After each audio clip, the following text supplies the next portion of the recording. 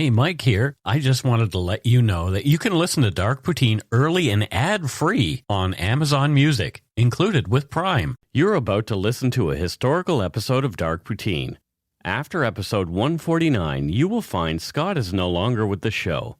In an effort to maintain continuity and offer listeners as many episodes as possible, we are leaving the episodes in which he co-hosted intact. Thank you.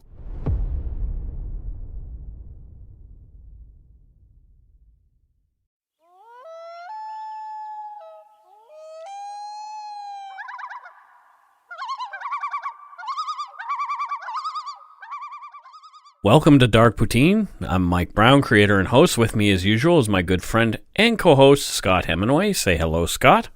Hello, Scott. You can say more than that, but not yet. I usually do. Because I'm going to say happy birthday, Scott. Oh. It's Scott's birthday tomorrow, the day after recording, so Scott's birthday is on October 18th. I can finally drink. You're old enough to drink. Yeah, I'm finally old enough to drink. And what else happened today? We were interviewed. We were interviewed for newspaper, and what else happened today? Weed. Exactly. Yeah, weed. But not for us. No. But if we wanted... Yeah, it's strange. We can absolutely go procure some. People say it's too expensive. That's what you were saying, yeah. Dark Poutine is not for the faint of heart or squeamish. Listener discretion is strongly advised. We're not experts on any of the topics we present, nor are we professional journalists like the one we talked to today. Yes. We're just two regular Canadians interested in crime and the darker side of history. Let's get to it. Put on your toque, grab yourself a double-double and a Nanaimo bar. It's time to scarf down some Dark Poutine.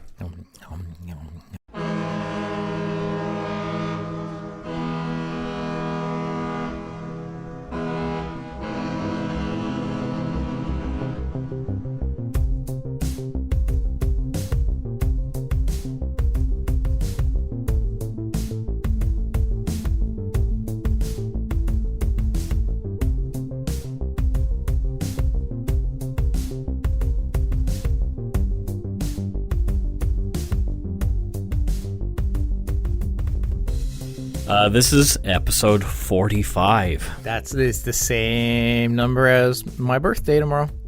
45? 45. We're recording 45 when I'm turning 45. Holy smokes. This was meant to be. We planned it all that way. We did, from the origin story of us. Yeah, well, when I was born, yeah. Well, continue. No. No. So the previous episode that we did has gotten some great responses from people. In particular, Wesley Hallam's mom shared the episode with her friends and saying, people of Sault Ste. Marie, you should listen to this. That was pretty awesome. Yeah, I can't fully articulate how that feels to have a member of the family member of one of the cases you cover appreciate it and share it and thank us like that. That's a wonderful feeling. Yes. Thank you, Sandra. If you're listening again, thank you so much. Absolutely. As with many of our episodes, we had a few requests to take on this story. We tend to do resolved stories, but there's so many compelling stories like this one. This one's about a 16-year-old girl who went missing in Yorkton, Saskatchewan, a small city of about 16,000 people. And this happened on April 12th, 2016, so it's very recent. Oh, wow. Yeah. Mekayla Margaret Kim Bali was born on July 2nd, 1999, to mom Paula Bali, who raised Mekayla and her siblings as a single mom. Paula's sister Rhonda has lived with her since they were both in university together, so that's a long time for sisters to live together, I guess. Yeah. And after Rhonda suffered a brief but serious illness, leaving her wheelchair-bound, their mother, Mekayla's grandmother, moved in also to help raise the children. Yep. So grandma... So it's grandma, aunt, mom, kids. That's a big household. Yeah, 3 kids. Yeah. Mekayla and her younger brother and sister. Yeah, okay. Mekayla's father, Rick Brait, although living separately from his daughter, cared for her as much as an absent father could. Prior to her disappearance, Mekayla's mother said she was kind and generous, but shy and quiet. Paula Bali also said that Mekayla loved to sit for hours reading. Apparently she loved animals and taking photos of them, especially birds. Oh, cool. Mekayla was musical as well, practicing violin and piano taking part in local music recitals. I saw one picture of her playing a blue violin. She sounds like a very creative individual. Absolutely. She also really loved children, too, including her younger brother and sister. And she had designs on becoming a kindergarten teacher. Oh, wow. Great profession. Yeah, very noble profession, Yeah, although albeit very underpaid. I believe teachers should be paid a lot more than they are. I agree, and it's not a job I could do because my tolerance level for chaos isn't very You were a high. supervisor in a call center. You're Thus, a teacher. The damage has been done. Oh, there you go. Yeah. That's true.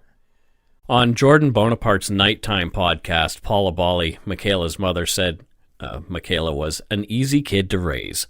She was balanced and not adventurous. Oh, Yeah, that's what she said. okay. If you want to listen to more of what Paula had to say, check out Jordan Bonaparte's Nighttime podcast episode about that. And it's called Where is Mekayla Bali? Okay. Paula said Mekayla was more of a homebody and wasn't interested in the usual teenage experimenting in drugs and or alcohol. Paula said that she believes that Mekayla was not the type of teen anyone would suspect might go missing one day. Okay. Not that there's a type, but okay. Yeah, this is exactly what happened, though. This is the disappearance of Mekayla Bali.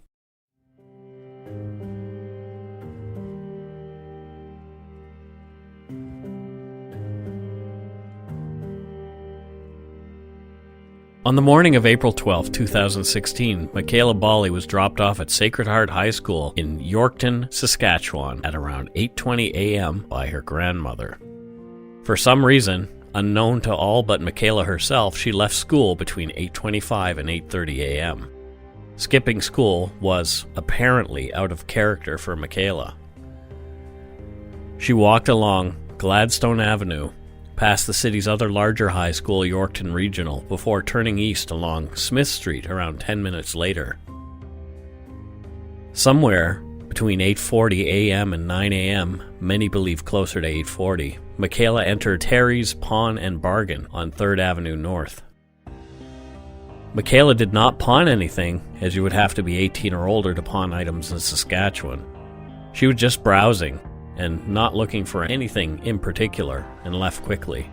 According to a Redditor from Yorkton, the pawn shop is frequented by kids looking for cheap deals on jewelry, instruments, and electronics.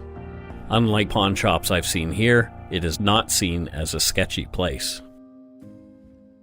Between 8:50 and 8:55, security footage shows Mekayla entering the TD Bank branch at 63 Broadway East, taking a small amount of money out and then leaving. She headed eastbound along Broadway East and was next seen entering the Tim Hortons at 160 Broadway. Security footage at the Tim Hortons showed Mekayla buying a coffee and then sitting for the next 15 minutes alone. She left at around 9:30 and wandered in the parking lot as if looking for someone before walking northbound on 8th Avenue North. She was seen wandering near the Giant Tiger and Superstore parking lot just a block away on 100 and 200 block of Broadway East, before walking northbound very briefly on 6th Avenue and then turning back through the parking lot and back into the Tim Hortons. She sat in the Tim Hortons from 9:50 until 10:45. No one comes to meet her at the restaurant. She spends the whole time there alone with her cell phone. Police say she may have been talking with somebody on her phone. They're still looking for someone who may have overheard anything that Mekayla was talking about that day. At some point, she text messages two friends saying, "I need help." She follows up quickly later on with another text, "Don't worry, I figured it out." After leaving Tim Hortons, Mekayla walked westbound on Broadway Street East, past the Key Yorkton Kia dealership, and crossed the 7th Avenue intersection toward the Ramada Hotel. She briefly turned around and went southbound on 7th Avenue for a short distance. Mekayla again then turned around and walked past the Ramada. Over the next hour and 10 minutes, from 10:45 a.m. to around 11:55 a.m., Mekayla's whereabouts are unknown. Of course, RCMP are very curious about where Mekayla went and what she got up to during this time. If anyone saw Mekayla during that period, even briefly, it may give police an idea about what has happened to Mekayla. You can call them at 1-844-880-6581. Between 11:55 and noon, Mekayla re-entered Sacred Heart High School, and then she left again about 5 minutes later. Mekayla was next seen at the Trail Stop restaurant in the STC bus depot building about 1.6 kilometers away from her school at 35 1 Avenue North. Mekayla ordered poutine for lunch, paid cash, and sat there as she ate it. There were no security cameras in the bus station or the restaurant at this time. It is unknown if Mekayla sat with anyone in one of the restaurant's booths. When Mekayla left the Trail Stop restaurant at 1:45 p.m., it was the last time she's been seen. It has been determined that she did not board a bus.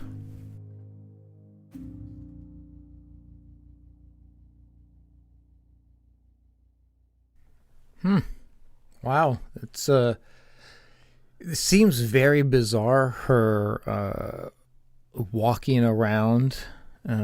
It's like she's waiting. Yeah. Mm-hmm. Yeah. And those texts, given hindsight, they seem bizarre and suspicious. A little ominous. But, just a regular, normal day, you receive that from a friend. You're like, oh, okay, I guess it was something fairly... But considering what happened to her, it makes it very ominous, interesting. Yeah, yes. yeah. Mekayla's grandmother came to pick her up after school. When Mekayla didn't come out, Grandma went inside to search for Mekayla. You've had that exact experience. Yes, it's terrifying. Yeah, but in this case, she doesn't find her. Yeah, I can't imagine. When the girl was nowhere to be found, Mekayla's grandmother left. She was quite upset. Yeah. Mekayla was reported missing that night by her mother, Paula, who called the police. It's got to be one of the scariest things. Oh, I can't even fathom. Yeah. On April 13th, 2016, the media picked up on the story. The end of one article 4 days after Mekayla vanished read, "Her family and police are concerned for her well-being. There is no evidence that Mekayla is injured or has come to harm. However, investigators must make contact with her to ensure she's safe." When she was last seen, Mekayla Bali was 5'2", she was petite, and she weighed about 114 pounds. Yeah, tiny. She had at the time blonde hair and blue eyes, and suffered a bit from facial acne, although she was being treated with medication for that at the time, and it was clearing up. Mekayla wore glasses and has been known to change her hair color from its natural reddish color to blonde and even dark. She's also known to wear her hair in different configurations, pulled down, pulled back, straight, or wavy. When she vanished, she was wearing teal glasses, Joseph Seibel burgundy suede embroidery boots, jeans, a burgundy coat, a teal infinity scarf, a ruby gemstone ring, and was carrying a blue plaid backpack. Sounds like a pretty hip kid there. Yeah. Very, very... But it just sounds like somebody who's dressed to go to school also. Yeah, absolutely. Mekayla may also have been using the name Mekayla Niebergall, as she had on some of her social media profiles. Oh, that's interesting. RCMP have also been searching for a person of interest, and I put that in quotes. He was seen leaving the restaurant and bus depot at the same time as Mekayla, and they may have even been together. From the Saskatchewan Crime Stoppers page on Mekayla's disappearance.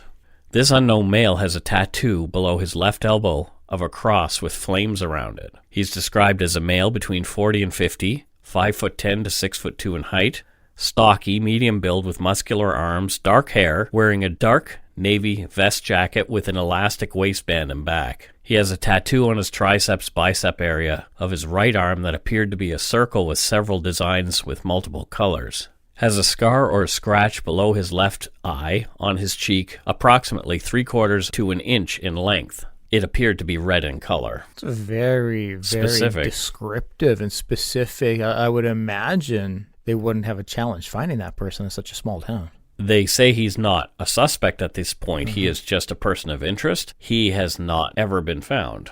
Really? With all that specific stuff, they have never had a conversation with this guy. Did they get all of that from security footage, or was it descriptions from the staff as well? I don't know specifically where they got that information from, but I know it wasn't security footage in the building because there was no security cameras. Oh, because Okay, because I was thinking if they had that much details, they should have been able to release a photo, but I guess if it wasn't from security camera. Wow. Mekayla's father, Rick Brait, wasn't spoken to until 5 days after her disappearance. One article I read said that Rick regrets the time lost between he and his daughter, and that he just wants her to contact him so they can make up for lost time. Mm-hmm. On April 27, 2016, this is 2 weeks later, Mekayla was still missing. Police had done many interviews, speaking to friends and family and potential witnesses, and run down tons of leads. Mekayla's family and supporters held a candlelight vigil for Mekayla in one of the parks in town. Yeah, I would imagine that probably had a high turnout. A small town again, people very close. On July 8th, 2016, just after Mekayla's 17th birthday, RCMP and Mekayla Bali held a press conference. Here's some audio. For the past 3 months, the family of Mekayla Bali has been living through their worst nightmare. Mekayla, your snuggles and stories are missed by your brother and sister. It is with such sadness they ask, Mommy, could you take that day away and just bring Mekayla home? That day was April 12th, when then 16-year-old Mekayla was last seen at a bus stop in Yorkton. Police have interviewed over 100 people trying to track her whereabouts, but with no success. Now, a call for help. The question we are asking the public is, where were you on April the 12th? Police do have a man they are looking for, not considered a suspect, but may have useful information. He's described between 40 to 50 years old, between 5'10 to 6'2 in height, medium build, with dark hair, and has a tattoo below his left elbow of a cross with flares around it. For Mekayla to have been missing since April the 12th and for us to know nothing about where she's been for the past months is very concerning to us. This week was Mekayla's 17th birthday. Her mother, unable to celebrate with her, is left broken. I made a vow to protect and love you. I feel that I have failed you in my most important role of life as a mother because I can't protect you right now. Police still believe Mekayla is alive and in Saskatchewan, possibly Regina or Saskatoon.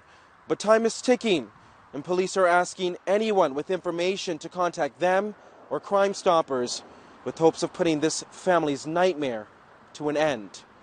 Brandon Gonez, Global News. So there's our first glimpse into what Paula is going through. Yeah, no matter any circumstance or situation, that's got to be tough. Really? That's got to be nothing easy about that situation. No, you can hear the pain in her voice very evidently. Yeah. The fact that you have to come out to the media and talk about your missing child is just... It's horrific. Absolutely. On October 6, 2016, RCMP held another press conference. Almost 6 months after Mekayla's disappearance, police told the press that they had not yet been able to find the tattooed man possibly seen with Mekayla, and they hadn't found Mekayla herself. Mm-hmm. They had run down at least 130 tips from the public at this point, but still had no concrete idea where she might be. Crime Stoppers was offering a $2,000 reward for any information leading to Mekayla's whereabouts. Mekayla Bali had also participated in the conference. Paula, her family, and supporters raised $25,000 to be put forward as a reward for Mekayla's safe return. Here's a bit of audio from October 8th of Paula talking about that reward. We are pleased to announce that we have reached our goal and are offering a $25,000 reward for the safe return of Mekayla Bali. It's been coined, it takes a village to raise a child, and I would add, it might take a country to find one. Our community has been an extraordinary support to Mekayla and our family throughout this very difficult time. I'd like to give a special thanks to those who have responded to the appeal so generously. People have been incredibly supportive of the reward fund. Whether it was kids attending Vacation Bible School who donated their coins, the lemonade stands run by teenagers, bottle drives, hot dog fundraisers, GoFundMe pages, cash donations, silent auctions, steak suppers in Yorkton and Regina, and my supportive co-workers from the Ministry of Social Services, as well as local service clubs and churches. Every donation, whether small or large, has made an important contribution to this announcement. I'd like to thank Jerry Ann, Mary, and Sonia for working with us to achieve our reward goal, and to the lawyer who is administering Mekayla's reward fund.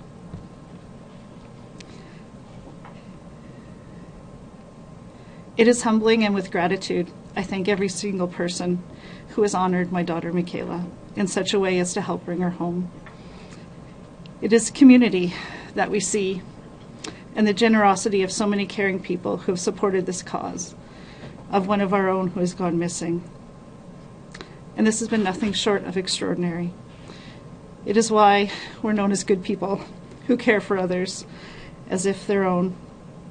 We genuinely hope and pray that this reward will give courage to those who have knowledge of Mekayla's whereabouts to come forward.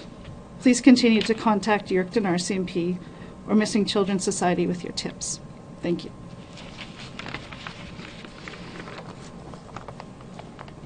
So there you go.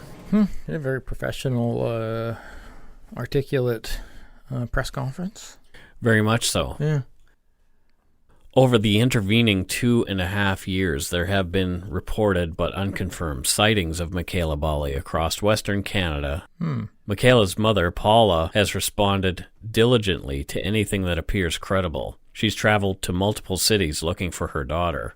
She's even come here to Vancouver a couple of times and put up posters after sightings here. One was even apparently on the SkyTrain. That's quite a lot of dedication to finding the child. I mean, absolutely it is. Yeah. Scott and I will take a break here, and when we come back, let's try to figure out exactly what happened to Mekayla Bali. Yeah, let's do that.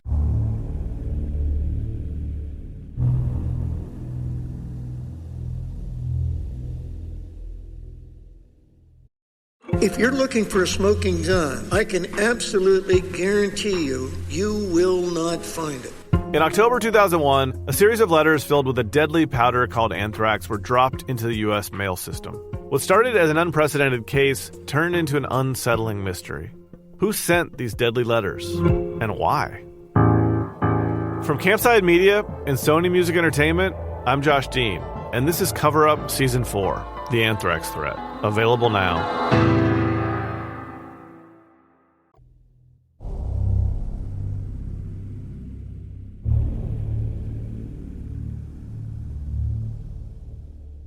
There has been much speculation and many questions around Mekayla's disappearance. Some things don't add up.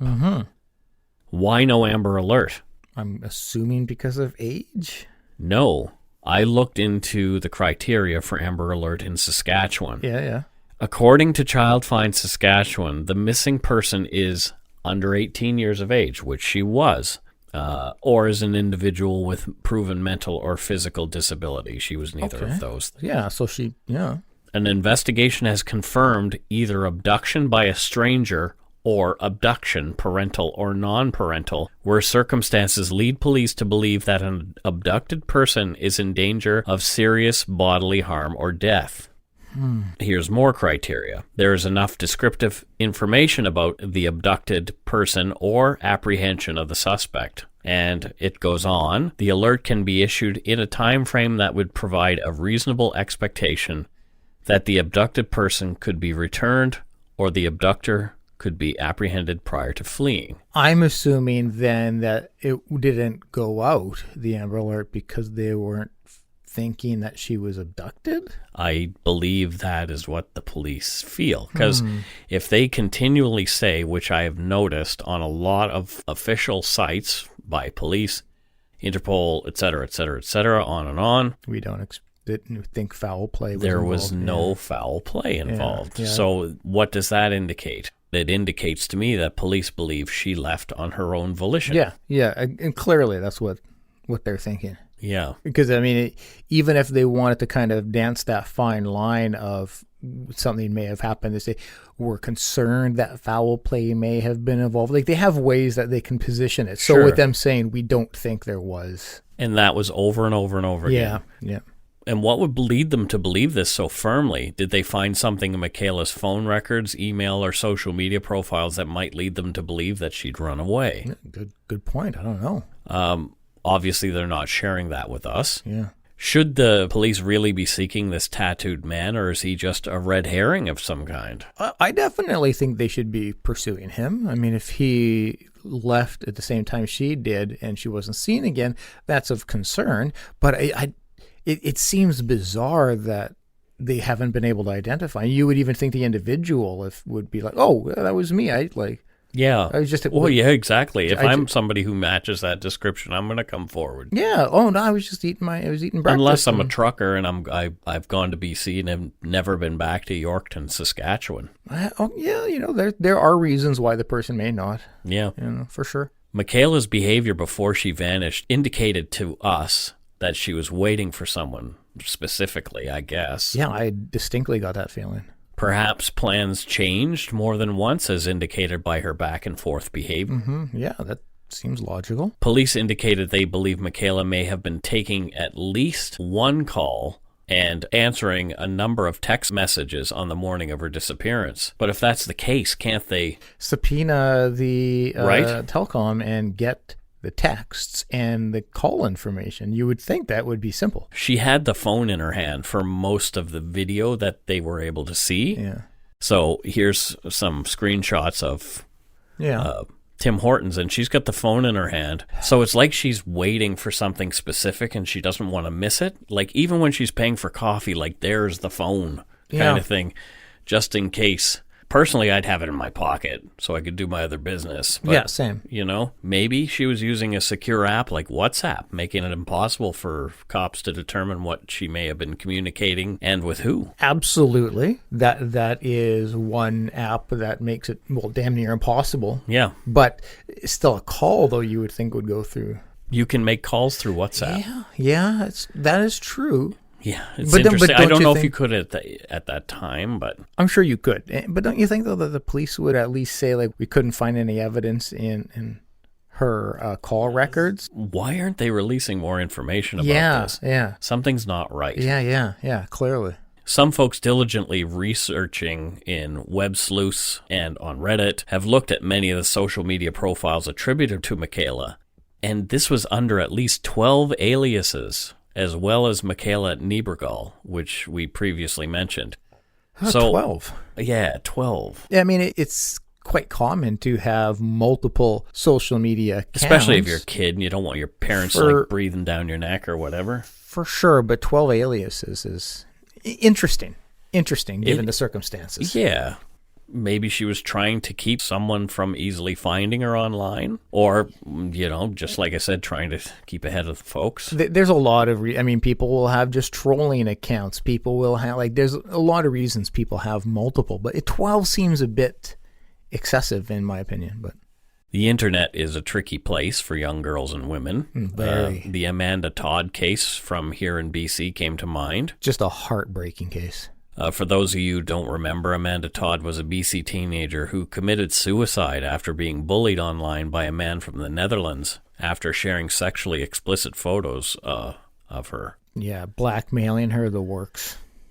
That man, Aidan Coban, was later convicted and sentenced to 11 years behind bars for those crimes and others involving 34 other underage victims. Yeah, so just a really fantastic man. Yeah, this was a terrible case, and it really brought online bullying to a whole new level. So we're planning on a full show on this case, on Amanda's case, obviously. Yeah. But you could see kind of the parallels. Here's this young girl, and we're not really sure what was going on with her on the internet. Yep. Was she being stalked? Or, like many teens, just, as I said, trying to hide her social media from prying parental eyes? You would think if being stalked, though, I can understand maybe not wanting to talk to your parents, but she would have, you would tell friends and stuff that, so Sure. I was briefly in a Facebook group called True Crime Talk Missing Mekayla Bali, and it was run by one of the Reddit posters who claimed to have screenshots of Mekayla's social media, so I was interested about that. For sure. There's a message saying in all caps for the group, "Family is not allowed in this group." And it's all caps, lots of stars around it. Yeah. "Please do not waste your time threatening me and telling me what I can and cannot do with the group. This means you, Paula." Ooh. So that's direct. Mekayla's mother. Yeah. I don't know what to make of it. The questions to get into the group are you relate to Mekayla? And which I answered no, and the misspelling of related is theirs, not mine. And where did you hear about this case? I answered honestly and said I'd heard about it on the news initially, and I even edited my answer to include that I'm a podcaster looking to research the case. Yeah, so very transparent. Yeah. Not trying to hide. No. I was let in, and I browsed around for about 15 minutes, and I found a lot of interesting things. Before I was kicked out of the group and banned, completely blocked from even seeing the group.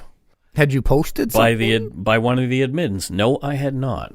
So I guess after the fact, somebody realized, oh shit.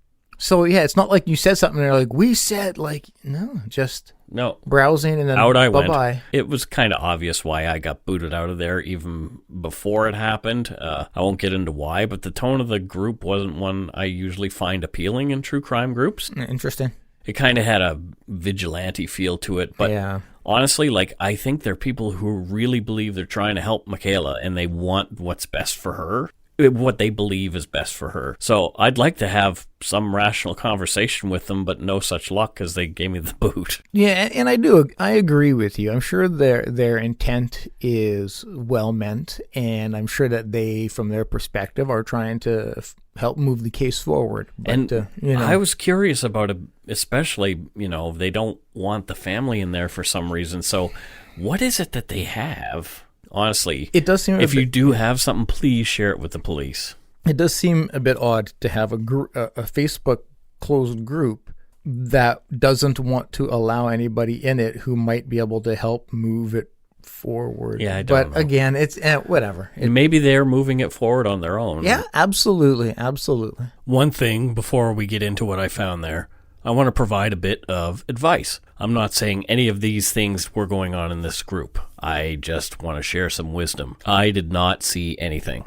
If you're saying things about people that could be seen as defamatory or libelous, a Facebook group, closed or not, is not the best place for you to do that. Facebook will not protect you in the event someone wishes to take legal action against you. In the event that the records of those conversations are subpoenaed, Facebook will provide the person or corporation you're slandering with the records of those conversations. They just have to show reasonable grounds to a judge to allow the subpoena. Someone, not me, but someone could have screenshots of your conversations that may open that door, which once opened, you cannot close.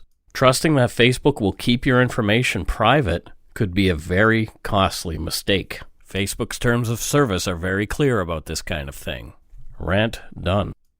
In the group, there are screenshots of various social media profiles of Mekayla shared by, quote, friends of hers. The tone of Mekayla's posts is that of a sad, perhaps depressed and lonely girl. We've seen that before. Yeah. There are references to recovery and that Mekayla was sorry for having put her friends through, quote, stress. She had been self-harming since 2013, according to these posts. Interesting, okay. And I wanted some corroboration on this, and I found some. In fact, the Interpol description of Mekayla in her case there corroborates this. Here's what Interpol had to say. Distinguishing marks and characteristics.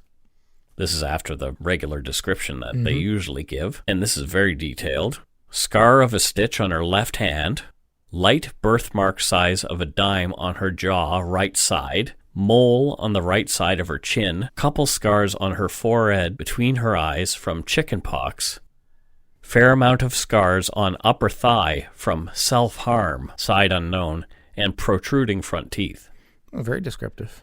Yeah. And so they do corroborate the self-harm scars. Absolutely. Yeah. But why don't we see that part of the description here in Canada? You would want as many specific descriptors exactly. out there. To help you find To help identify. Yeah. Absolutely. Some of the members in this group put forward a theory that Mekayla may have been lured by a stranger, which definitely she could have been. Even someone other than Tattoo Man. Sure. They surmised that Mekayla was not okay and that she may have been sexually trafficked or even worse, murdered. Okay. As far as sexual trafficking goes, it is a growing phenomenon here in Canada. From thedaughterproject.ca, and please check that site out. It's very good about trafficking. Trafficking of humans is considered one of the fastest growing criminal activities in the world today. Jeez. Too often we have seen the mindset that this issue will only occur, quote, somewhere else, when in fact it's happening right here at home. Because much of these events go unreported, statistics are hard to collect. Some NGOs, based on reported incidents, estimate that 10,000 Canadians are trafficked domestically each year. Jesus, that's terrifying, that number. You see it all over the place. Carol mentioned it in Las Vegas. She said she sat down to go to the washroom, and right in front of her was a sticker on the door that said, "If you are being sexually trafficked, please call this number." Really? Right away. Eh? Yeah. Wow. Okay. So that's how common this is becoming. That's terrifying. It is horrifying. There were other uncorroborated notes from friends who had spoken about Mekayla, and they'd allegedly said things like, "I don't know why this is going on and on. No one cares. Mm-hmm. I don't care to speak. In fact, I don't care at all. I already told the cops everything, so don't waste your time." Yeah, she did weed sometimes. She even dropped, I think.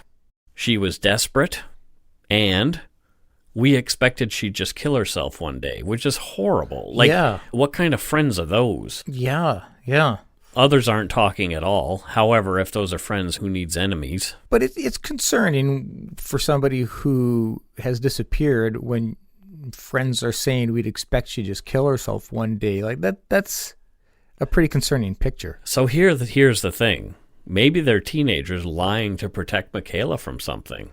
Maybe they're just making up a story, like pretending they don't care, but they actually know. Kids are not good at keeping secrets. Teenagers, like it. Well, yeah, I wasn't. Yeah, could they maybe keep it quiet? Could they maybe keep it quiet for a few weeks? Possibly, but months and years, I'm very skeptical. I did speak with someone very close to the case that I'll leave an anonymous source. That person believes that Mekayla may have perceived insurmountable problems in her home and simply ran away and is now in hiding. You know, like I hate to say this, but I almost hope that's what it is, because the thought that she's alive and well out there is great. Yeah. Considering the other options, but the other options are too horrific to imagine. Yeah. So, I'm hoping that's what happened. On February 14th, 2017, the Tsuut'ina Nation in Alberta had a press release on their police force's Facebook page. Oh. Apparently, Mekayla is believed to have been seen at the Grey Eagle Entertainment Center, and that was on January 20th, 2017. I don't know why a police force would post that they had actually seen the person without some really good evidence. Yeah. If it's an entertainment center or maybe even like a casino or something, I don't want to assume. Yeah. There would be lots of video there. That maybe that's her. In 2017, I mean, that's a year ago. So, Yep. I mean, technology, there would be copious amounts of video cameras. Yeah. Or security cameras. It gave her description, again, and numbers to call.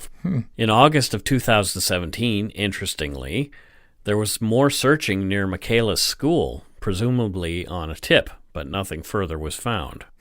This case is another puzzler. She's still missing as of this recording. Mekayla would be 19 years old today, an adult. Yeah.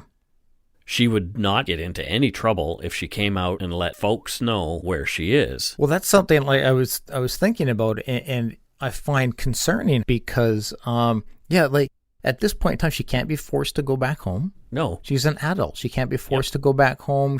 She can want nothing to do with anybody if there was challenges she was facing at home. She can just but we don't even know if that was the case. Oh no, exactly. But I'm just saying, if it was hypothetically, like, there's nothing that she can still say, I'm safe. Yeah. I'm here, and not have to go back to whatever it was that she was struggling with. So what's stopping her? That's the concern. Yeah. That's the concern. Personally, though, I know a few people who left home very young and haven't been willing or emotionally able to reach out to their families, and this is after 20-some years. But friends, though, if you were looking for them, you could find them? Like they were on social media and stuff? No, a lot of them have changed their names and... Really, eh? Yep. Okay. Yep. Wow, okay. So...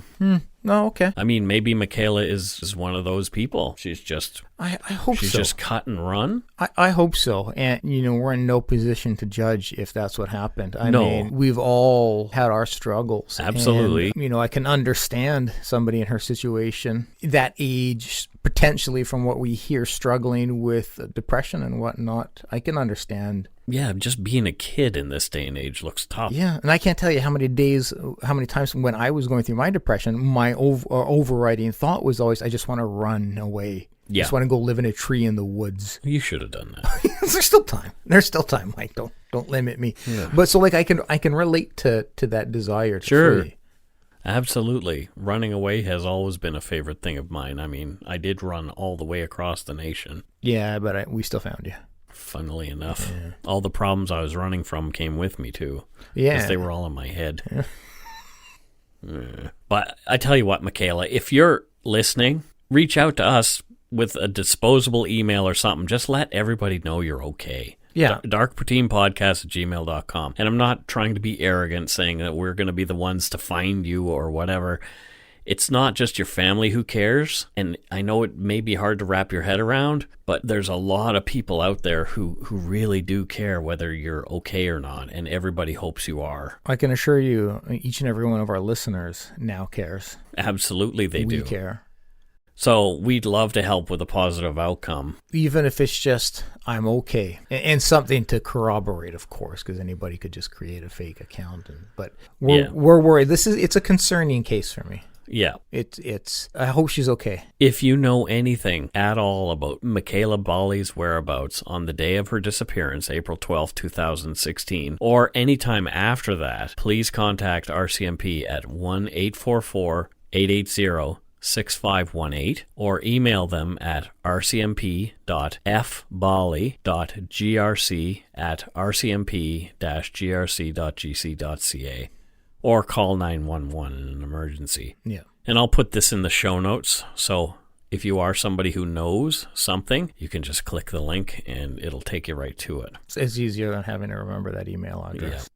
So that's it for the Mekayla Bali case. We do have something else we want to talk about today. I was going to save this for the after show. That's our after the show. Oh, is that why we called it that? Or for an episode when we cover this case fully. But it is big news today. Mm-hmm. And no, I'm not talking about the marijuana legalization. Oh, that's what I was expecting. No, we're talking about Paul Bernardo. Yep. He was in the news today. Briefly, Paul Bernardo was an Ontario serial rapist and co-murderer of 3 teenage girls with his wife, Karla Homolka, including Karla's own sister. The girls' names were Tammy Homolka, Leslie Mahaffey, and Kristen French. This notorious Canadian monster was up for parole for the first time on the day that we're recording this. Mm-hmm. We didn't want to miss out on an opportunity to talk about one of Canada's most notorious cases on a very interesting day. Yeah, one of Canada's most notorious pieces of shit. Did you read anything about the news that happened today, Scott? I know the outcome. So the outcome was, surprise, surprise, one of the most hated men in Canadian criminal history is not getting out of jail. I will say now, there will be no time that he gets out of jail. He's not getting out. It was interesting that some of the things that Paul Bernardo said at his hearing today. Oh, I'm sure very little empathy. Well, here's the thing. He has been practicing his empathy. Okay. Very little genuine empathy. Right. The parole board said that his empathy seems very, quote, recent. Yes, okay. Yeah. It happened to be just when he's coming up for parole that he got empathy. It's conveniently recent, yes. This is from CBC. One of the 2 Parole Board Canada members hearing the case, Susan Poirier, asked him at one point, "Would you say you used women as objects?" And he says, "Back then, absolutely," he responded. And she says, "How has this changed?" And he says, "I overused sex, and that led to those cognitive distortions," Bernardo said. "I overly based my self-esteem on sex." And he even went on to say that he cries every day for what he had done. I'm sure those tears, if genuine or if actually happened, they're because he was caught. He's crying because he's in a little tiny cage. Yeah. I don't think a man who does what he has done at any point develops remorse for that. Yeah. At least 16 rapes and 3 murders. Yeah. I mean, can violent offenders and murderers and stuff grow and show genuine remorse. Oh, absolutely. I just don't think he's one of them. With the amount of crimes he has committed and how disgusting and heinous they are, he doesn't give a shit about women. Yes, so that's it. That's all we're going to talk about with Paul Bernardo. Before we go, we want to give some shout-outs to our new Patreon patrons. Woohoo! And we have some more good eggs this week. We have Elaine Martin from Columbus, Ohio. Thank you, Elaine, so much for your patronage of our show. And thank you so much for having one of the easiest names that I've had to pronounce in a very long time. We thank you immensely, Elaine. A lot of these seem pretty easy to me, but I'm sure I'll muck one or two up. Now, just wait for another Russian episode. Yeah. We have Tess McIntyre from Richmond, BC. Hey, Tess. Thanks, Tess, just over the bridge. Yeah, a short jaunt away. A little jaunt. I get my hair did by Heather.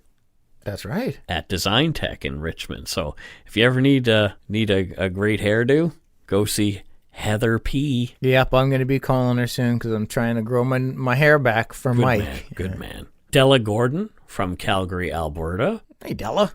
Thank you, Della. Cool name. Gina Merlin from Kemptville, Ontario. I met Gina in Nova Scotia at the meetup. Oh. She came to the meetup because she was in Nova Scotia for a vacation and came along as a good lumberyarder would. I'm going to go on a limb and say Gina's totes good people. Totes good egg? Yep, totes good egg. She is a totes good egg. She even saw me walking in the rain and offered to give me a drive later on. That's how you end. That's how you end up the subject of a podcast. No, Mike. I don't think so. She seemed very nice. Stephanie Ray Miniak from Victoria. Hey, I did it again. I pronounced it, I do believe, correctly. I think that sounds great. And she must have liked the way we pronounced it before because now she's upped her pledge to the prime ministerial level. Oh, thank you, Stephanie. No kidding. Wow. Stephanie Ray Miniak. Wow. From Victoria. So it's looking like Scott and I are going to have to do something in Victoria. So if you folks in Victoria really want to see us, let's set something up. So you guys plan it. Give us a range of dates. I would totes love that. It would have to be on a weekend, though, because Scott works through the week, and Yep. And we want to both be there. I would totes. I love the island. I go out there relatively frequently. I've got some good friends, and some of them are listeners, like Stacy, and would love to do a meetup or something out there. So get on it, folks. How about that? The ball's in your court, Victoria. Yeah. Get her done. Come on. Timothy Stratton from Cottonwood, Arizona. Thanks, Timothy. We've had some interactions with Timothy on social media. Sweet. And finally, Stacy Ouellette from Vancouver, who was kind enough to send donut money via PayPal. She's now a patron as well. Whoa, double dipping. Thank you, Stacy. We cannot thank you enough. Whoa. Muchos gracias. Merci. Danke. Thank you. Yeah, I'll go. I just know the English. Thank you. Spasiba. Yeah. With the Russians? Do svidaniya? No. I don't know. I don't think so. Yeah? Taco? Oh, that's something even... That's delicious? Or? That's more delicious. That's... I don't want tacos. Yeah, you're welcome. Thanks so much to our patrons, past and present, for your pledges. We really appreciate your support of the show. Hugs every day your way. Hugs. Perma hugs. If you want to help support the show, you can do so at patreon.com/darkpoutine. Or for a one-time support, you can send us donut money via PayPal at our email address, darkpoutinepodcast@gmail.com. Check out our website, www.darkpoutine.com, for show notes and other cool stuff, especially how to download the show and listen to it. I know you're already listening, but we have actually created a page, darkpoutine.com/listen, to teach the newer folks who are new to podcasts how to download the show and listen. Yeah, to a lot of us, it seems like the most basic thing, but we have to recognize that not everybody... 20% of Canadians know what a podcast is. Yeah, so that means 80% don't. Math, yes. Scott nailed it. He did it. Nailed it. Please follow us on Facebook, Twitter, and Instagram. Just search Dark Poutine and tell your friends about us. I'm thinking about Snapchat at some point. I don't know if any of our listeners use it. Yeah, I don't. I have a Snapchat account, but I've deleted the app. Especially fun is our closed Facebook group, the Lumberyard. The 1,000 people member That's right. Yumber Yard. We are like a small city. It's very tiny. A spasm. Spasm. With a spasm. Yeah, now Scott's not being gross. There is actually a place in BC called Spasm. Yeah. My dad used to joke when we would be driving past it to Calgary or anywhere. Don't blink or you're going to miss spasm. You can subscribe to us on your favorite podcast directory like iTunes Podcast, Google Play, Stitcher, TuneIn, or Spotify. We are so grateful that we are part of the Curious Cast Network. Woo-woo. The music in the show that we use, some of the news clips, all this kind of stuff. Thank you so much, Curious Cast. You're helping us out in a big way. Absolutely. Loving it. That's it for this week.